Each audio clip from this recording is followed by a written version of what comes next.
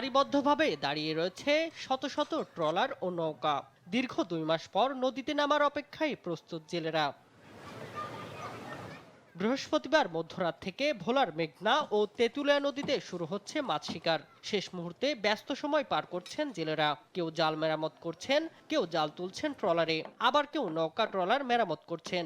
অভিযানের পরে নদীর নাম আল্লাহ যদি দেয় গাঙ্গে, তা আল্লাহ যদি দিলে ভালো মাছ পাবো। আল্লাহ 2-4 দিন দিব, এমন আছে 1 মাসও দিতারে, এটা তো আর কওয়া যায় না। মাছের দাম তো আর বাড়ে না, মাছ তো ডাকে চলে, ডাকে তো আর মাছের দাম বাড়বো না, কিন্তু আমাকে জেলা লাগো তেলের কারণে সমস্যা হয়ে দাঁড়াইতেছে। সরকারের 2 মাসের নিষেধাজ্ঞা মেনেই বন্ধ ছিল মৎস্য আড়তগুলো। নিষেধাজ্ঞা শেষে পুনরায় আড়তগুলোকে ধুয়ে মুছে বেচাকেনার জন্য প্রস্তুত করছেন আড়তদাররা। যদি আল্লাহ তাআলা মাছ মিলিয়ে দেয় তাইলে আমরা একটু দানা মানা দিতে পারবো। মাছ ধরে হয়তো দানা বানা দিয়ে হয়তো একটু ভালো অবস্থায় চলতে পারবো। নদীতে মাছ পড়ে তাহলে আমরা লাভবান হইতে পারবো, এই আশাবাদী নিয়ে আমরা ঘরগদি খুলে বসছি।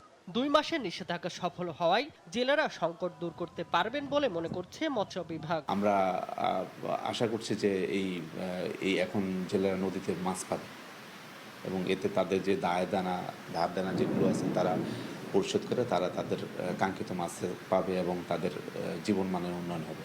মাছ শিকার শুরু হওয়ায় আনন্দ ফিরেছে এই অঞ্চলের জেলাপল্লীতে। শামীম হোসেন, নিউজ ডেস্ক, দেশ টিভি।